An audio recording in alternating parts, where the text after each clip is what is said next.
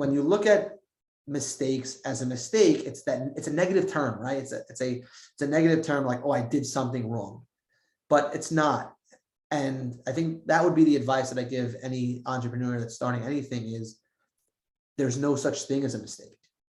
As long as you're able to learn from it, it's not a mistake. It's beneficial. And I think a lot of the biggest entrepreneurs will tell you the same thing. Like, they'll look at people that have failed a lot more times than they look at people that are successful, right? When you're successful, the first thing you do, it could have been a fluke, it could have been something like that. But finding the right person that has been able to make a mistake and learn from it is an incredible skill. So I would give my advice to any entrepreneur that's building something is being able to take that accounting of what each day looks like and learn from everything.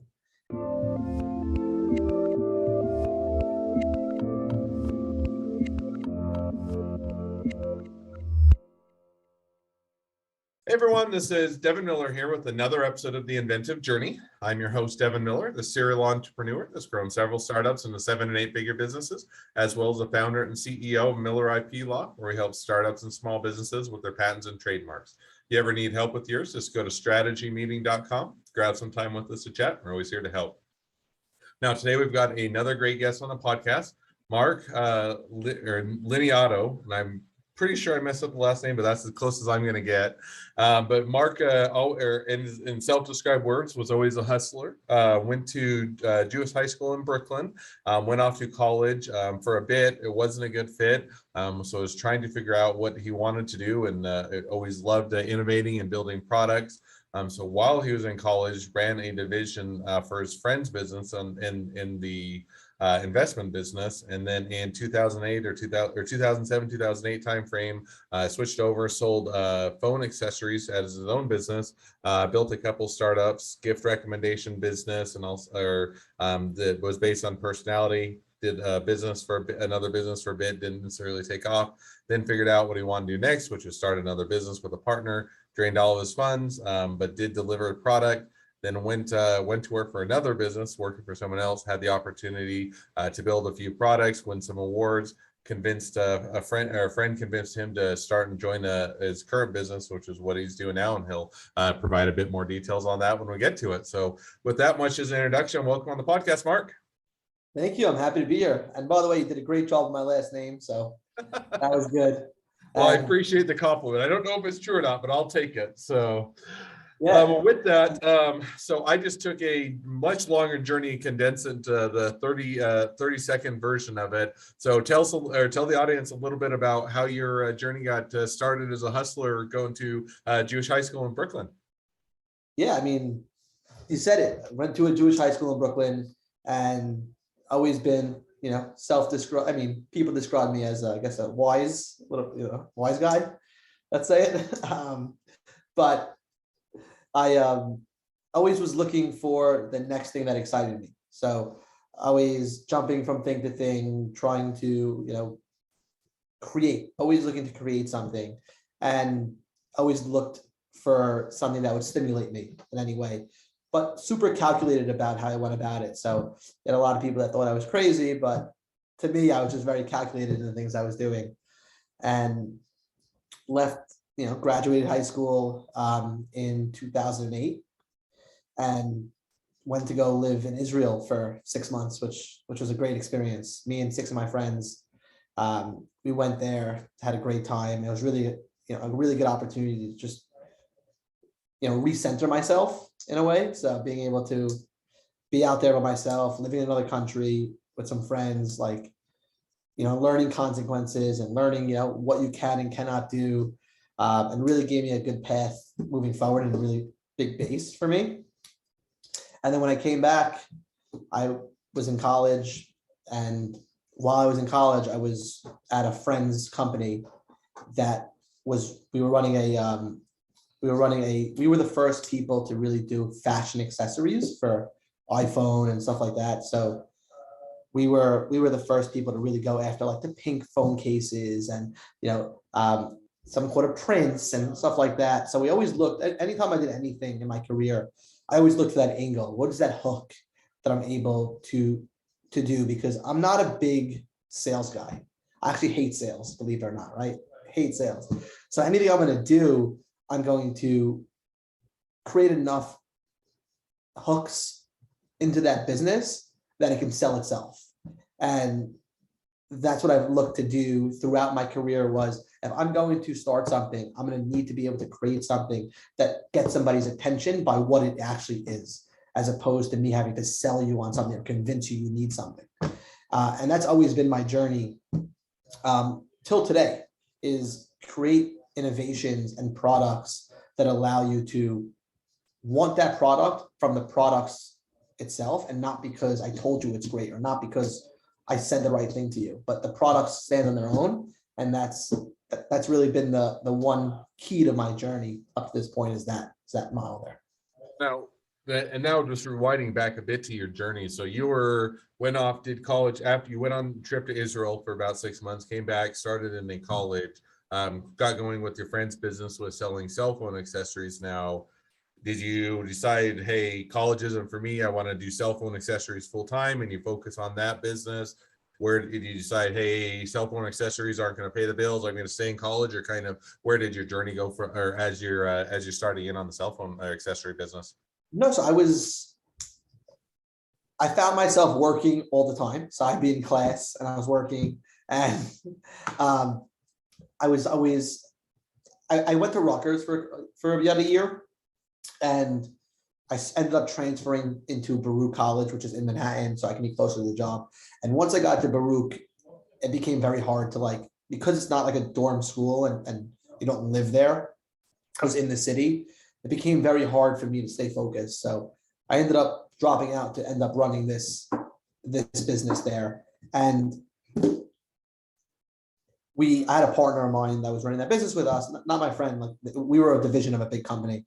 And me and the partner just weren't seeing the long-term vision. We weren't aligned on where we want to go. I was more on, so we ended up licensing. So this is my first, at licensing. So we licensed the brand called Pastry, which was Angela Vanessa Simmons' brand. And I looked at that opportunity as a way to get retail attention in the category. So let's take Pastry and let's go more basic on the prints, because we were really the first people to go with anything fashion. So I wanted to go more basic on what we were trying to do there. And my partner wanted to stay within their style guide. So it was very cheetah prints and tiger prints. And it was very out there in terms of the way that they built. And it worked for them. I mean, they were super successful in their shoe line and their products. But I think that we were very early on the cases, and to go that far out there off this, I don't think the industry was ready for it. So we ended up splitting, and I went to go say, all right, what do I want to do next? And from there, I found an opportunity in the gifting space. So I found that there was, for me at least, right? I had a girlfriend at the time, and she was a very hard person to buy gifts for. And I was wanting to get her a gift, and I didn't know what to get her. So I was looking and I was searching and I was trying to find all this stuff, and I was really bad at it. And I was just like, why is there nothing that can really just tell me what to buy her? Right? Let me tell you about her and tell me what to get her. So that was the idea of Gifta, right? The idea was Gifta was kind of that set it and forget it type of model, to where you come onto the site, you add on the onset all your family members. So let's say you get gifts for 5 people throughout the year: your mother, your father, your wife, and your 2 kids, right? You go into that system, add those people, tell us everything about them, right? So their age, where do they live, their demographic, what are their hobbies, what do they like? We were also at the time pulling Facebook interests and stuff like that. So they like the New York Giants. Okay, great. They're a New York team. They like football. So pulling interest and gathering information from there. And then 2 weeks from every one of those occasions, you'd get an email saying, hey, your mother's birthday is coming up.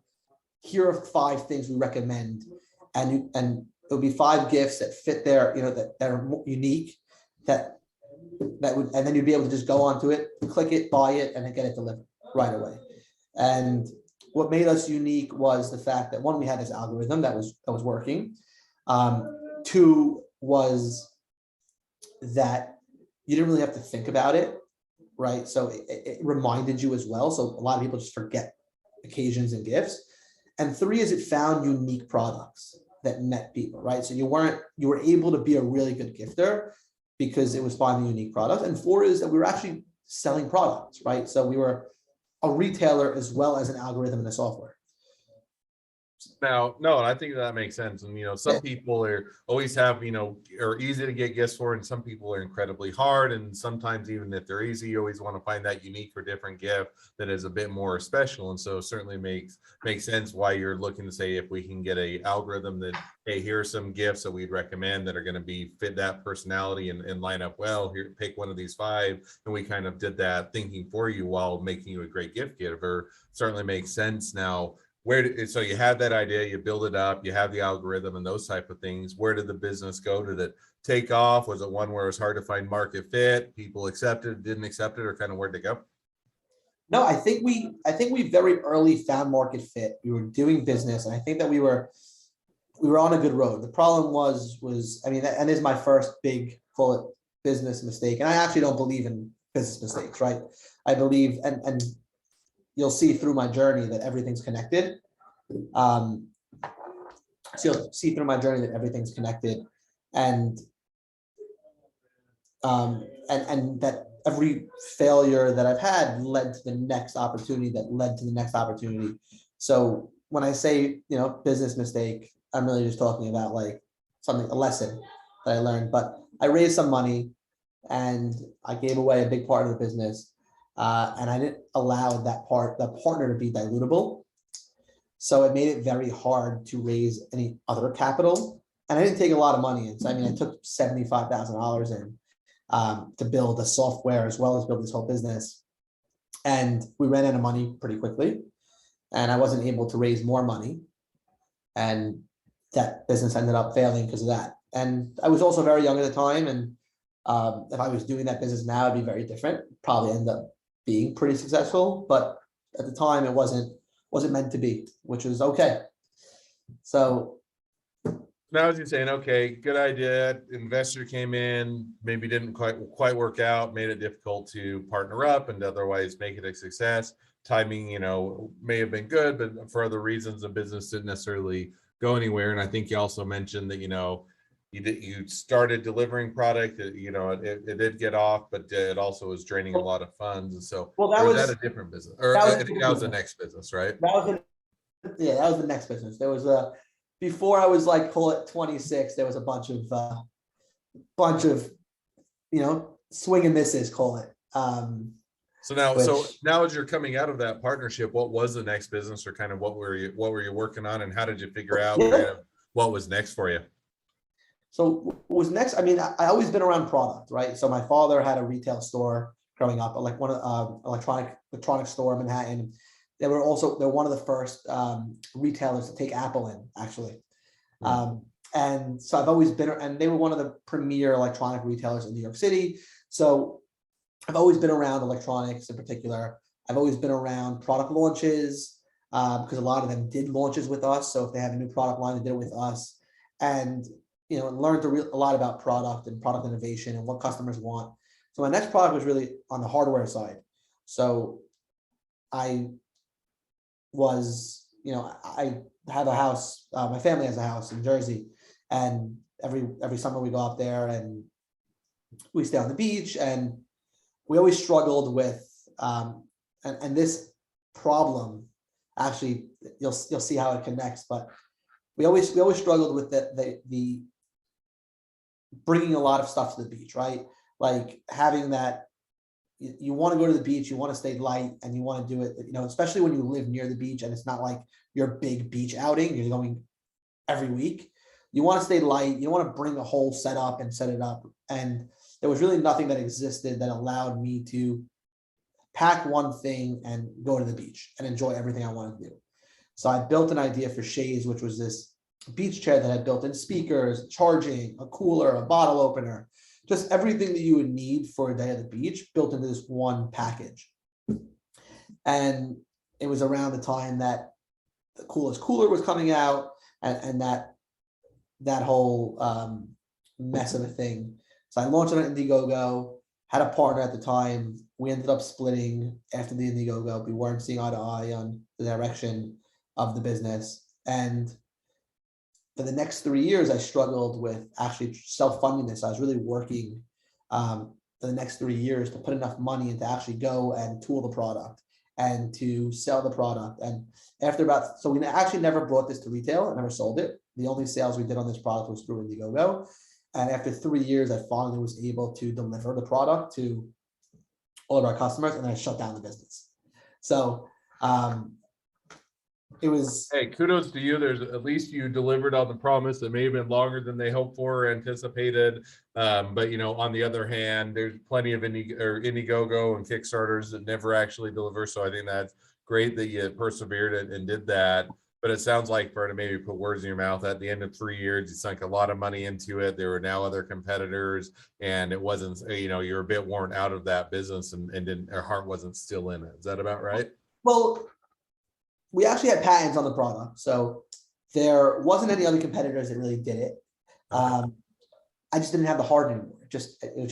It felt like it was that draining project that was on me for so long. And I just was excited to move on to the next step and, rid myself from it. And maybe something I do later on, right? Because I do own the patents and stuff like that. But it was, at the time, I was ready for something. And we'll talk about what I was doing before that. But I was really ready for building something really big and building more of an infrastructure, and as opposed to just a product. And so after that business, during that business, I ended up going to work for a company called Quirky, which went under after they raised, I think, like $150 million. And they were like the VC success story until they weren't. And a private equity group came in and purchased them. So they hired me to be like their head of product innovation. So to come in and sort through the innovation and help bring some of the products back, license some opportunities to other people. And I did that for about a year till I really wasn't fulfilling what I wanted to anymore, which was actually product development. So one of the owners of the PE firm had a massive consumer product company. They were doing, call it, $300 to $500 million a year in consumer product sales. So they offered me a job to come over there and go work there as like head of product development there. And when I was there, I probably patented, call it, 5 to 7 products while I was there, developed probably over 50 different products, brought back a lot of the old Quirky products, so the old pivot powers and stuff like that, developed a lot of innovation in a lot of categories. So I developed this one speaker that, and this was around the same idea of the beach and making things easy. So one of the other big problems that I saw on the beach, and this is a problem that I tried to solve for years to like develop this product, was you go to the beach and you all sit around in a circle with a bunch of friends, and you bring a speaker, and nobody ever hears the speaker because it's super loud. The ocean's super loud. Everybody's too far, and there's no good position you can put a speaker in to make everybody hear, unless you have this massive speaker. So what I built was like a portable Sonos in a way, right? As this one speaker that separates into 5 smaller speakers that creates surround sound. And you can put it in different rooms and stuff like that. And that was a product that I launched at this company called DGL and developed it there. And I was there for, call it 2.5 years. And at the time, I was really just honing my skills, preparing for the next step. I knew I didn't ever want to work for anybody full time. Like that wasn't what I wanted to do. But I was able to learn a lot, travel to Asia a lot, learn the infrastructure, learn manufacturing, learn logistics. And I was really getting a really good hold on this world. And one of their biggest divisions was this company called Hover One. They were doing about $200 to $250 million a year. I actually don't know what the exact number is, but that's what I assume it was. And they spent $0 in marketing, 0. And I used to always come to the owners and be like, guys, like, we're crazy. We're going to let somebody take our market share. Like, where we need to be able to start putting money into marketing to build a moat around the opportunity that we built, right? We did so well on logistics, supply chain, but what we didn't do really well is build that moat around the distribution part of it, right? Somebody could come in, offer a lower price, and you're gone tomorrow. You didn't build brand. And there's a message that I kept pushing over and over and over.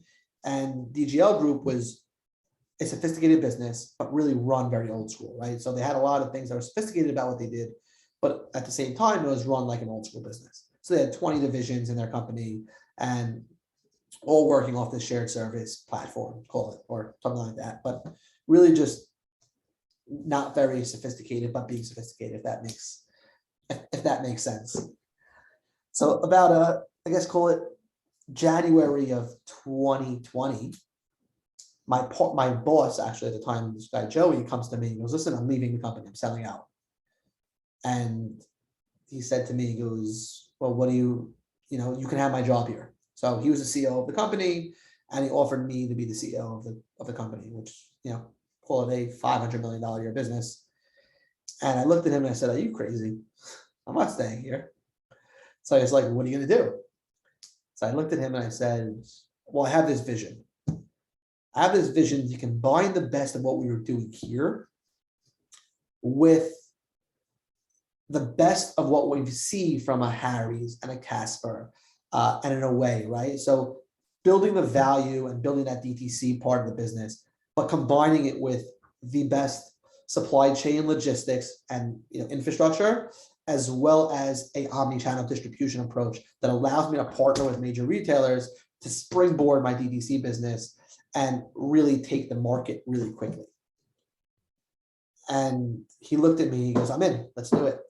And that was the beginning of OnSpec, which is what I do today. And OnSpec is this shared service platform that develops community-centered consumer products ideas, right? So when we build brands, it's really about our customers, and it's not really about the product itself.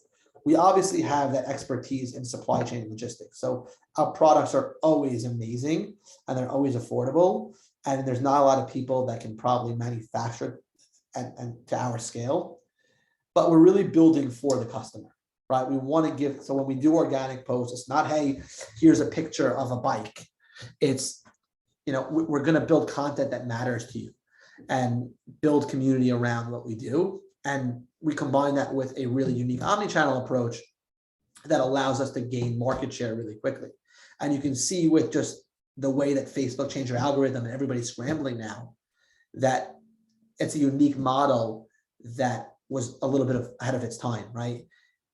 And that's what we're doing now. And that's really where we've been able to have that success. And we're going to grow. So, our first year of selling was last year. And this year we'll probably do 400 times what we did last year.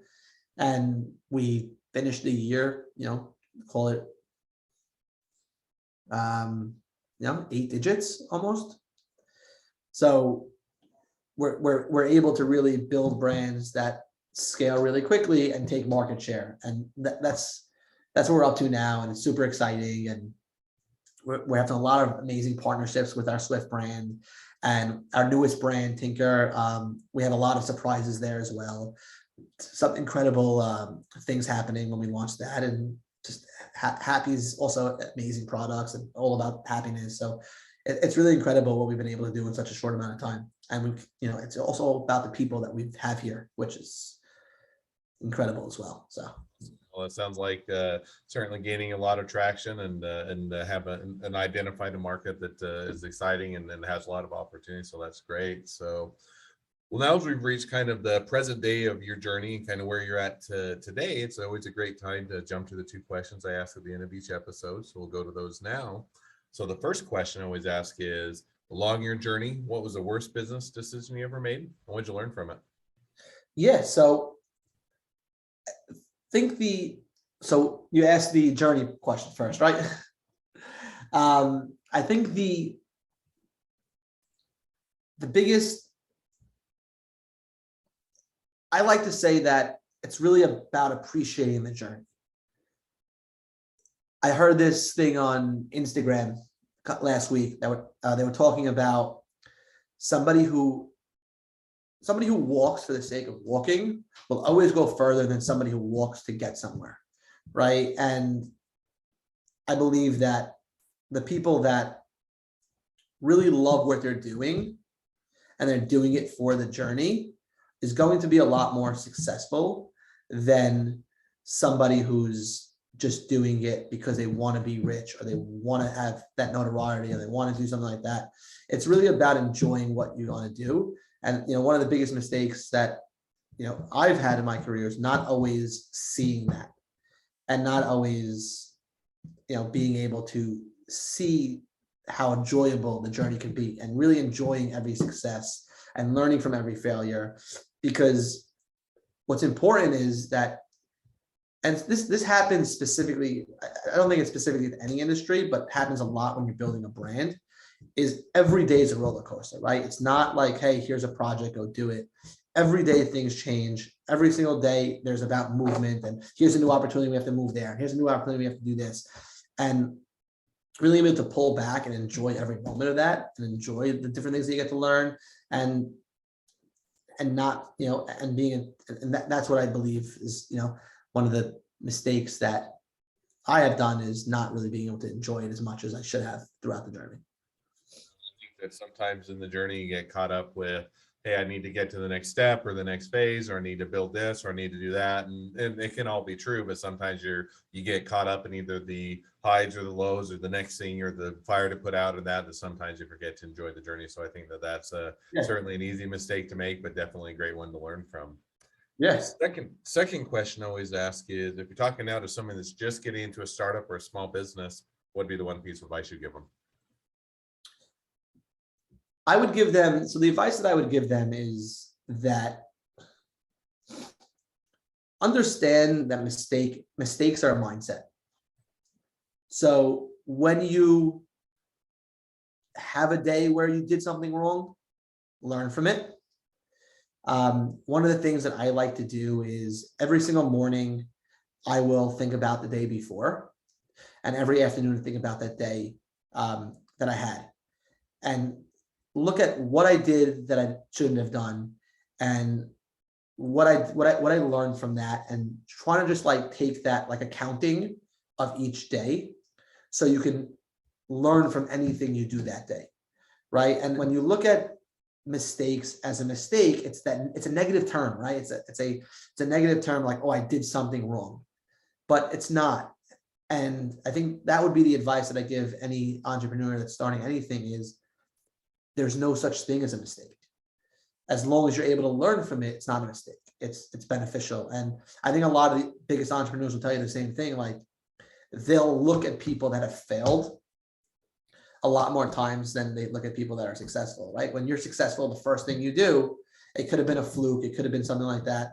But finding the right person that has been able to make a mistake and learn from it is an incredible skill. So I would give my advice to any entrepreneur that's building something is being able to take that accounting of what each day looks like and learn from everything. And one is you won't make the same mistake twice because you thought about it after. And two, you learn from it. So it's not really a mistake. And I think that's the biggest advice I can give somebody. I think that's definitely a great piece of advice. I think there can be mistakes, but I like the connotation. It's more of, hey, you shouldn't be looking this as something that you always have to avoid or you always focus on the negative, but rather, hey, here's an opportunity to learn from something, to grow, and to otherwise improve for the next time it comes around or for the future that you can do it all the better. Yeah. So that's a great. And I think you hit it on the nail, right? I think it's important that, like, when you say it's a mistake, you kind of get in that mindset that I can't fix it either. Right? Like, oh, I made the mistake. Like, it's in the past. So the mistake happened. But when you're taking accounting of it, you're able to reflect on what you did and say, great, okay, that happened. Now what can I do to change that? Oh, and if I can't do anything to change that, how do I make sure it doesn't happen again? So it's not like it's something that lives in the past, something that lives in the present, and you're able to move, adapt, and stay, one ahead of it, or change the outcome of what originally happened. So I think that's a great takeaway. Well, as we wrap up the episode, if people want to reach out to you, they want to be a customer, they want to be a client, they want to be an employee, they want to be an investor, they want to be your next best friend, any or all of the above, what's the best way to reach out to you, contact you, find out more? Yeah, absolutely. I mean, they can hit me up on LinkedIn. So my name is Marc Liniado, Liniado, or my email, which is marc@builtonspec.com. And we have incredible products, so they should check out some of our brands. We have rideswift.com, which is, making waves in the mobility space. We have Breathe Happy, the best air purifiers on the market, and they're gorgeous. And we have a brand called Shop Tinker that you can follow and get some updates on, and that's going to be launching in a couple of months. So there's a lot going on here. We're really excited about it. And anybody wants a friends and family discount, you can definitely hit me up, and would love to give it to you on any of the products. So I definitely encourage for people to reach out, get that friend and family discount. Even if they're not technically family, they can certainly be your next best friend. So definitely exactly. a good opportunity. Well, awesome. Well, thank you again for coming on the podcast. It's been fun. It's been a pleasure. Now, for all of you that are listeners, if you have your own journey to tell and you'd like to be a guest on the podcast, we'd love to have you. So let's go to inventiveguest.com, apply to be on the show. A couple more things as listeners, make sure to click share, subscribe, leave us a review, because we want to make sure that everyone finds out about all these awesome journeys. And last but not least, if you ever need help with your patents, your trademarks, or anything else with your startup or your small business, just go to strategymeeting.com, grab some time with us to chat, and we're always here to help. Well, thank you again, Marc, for coming on the podcast, and wish the next leg of your journey even better than the last. Thank you.